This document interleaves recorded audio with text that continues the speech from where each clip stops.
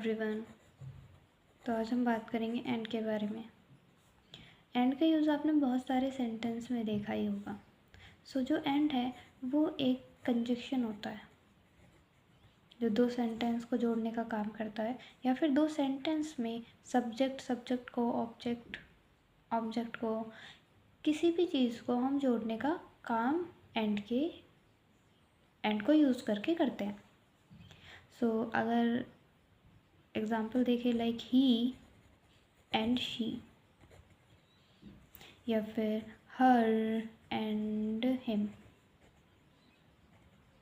तो यहाँ पे जो ये सब्जेक्ट है ये सब्जेक्ट को जोड़ रहा है, ऑब्जेक्ट है वो ऑब्जेक्ट को जोड़ रहा है।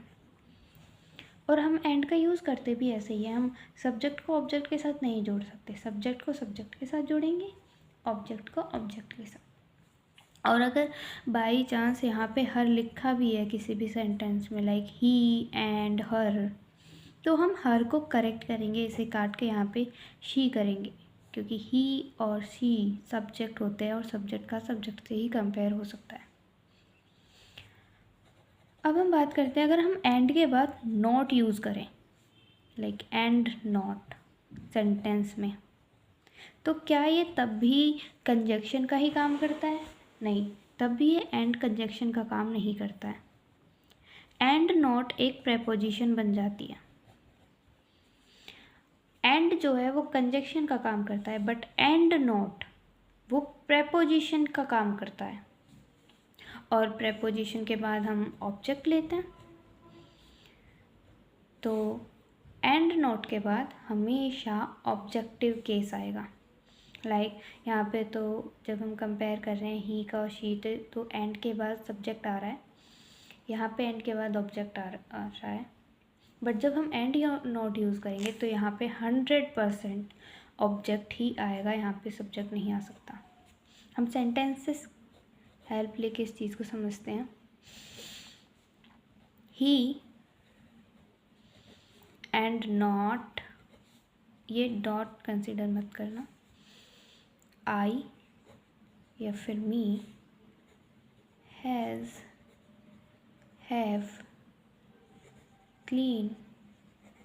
cleaned this room।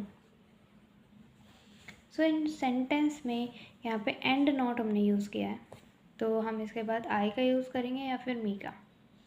और इसके बाद आने वाली वर्ब कौन सी होगी? सिंगल हैज़ होगी या फिर हैव होगी।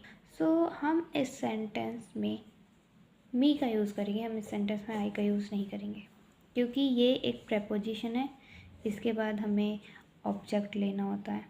वर्ब हम हैज़ यूज़ करेंगे, हैव वर्ब हम यूज़ नहीं करेंगे।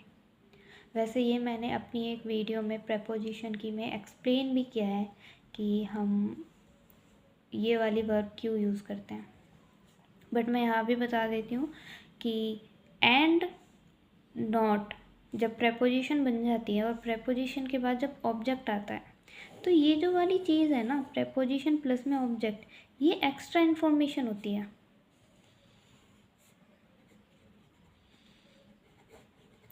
और एक्स्ट्रा इन्फॉर्मेशन की वजह से इसका वर्ब पे कोई इफ़ेक्ट नहीं जाता।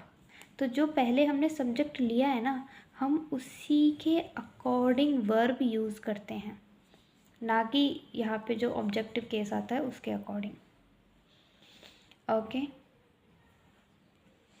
हम एंड का भी एक एग्जांपल देख लेते हैं। ही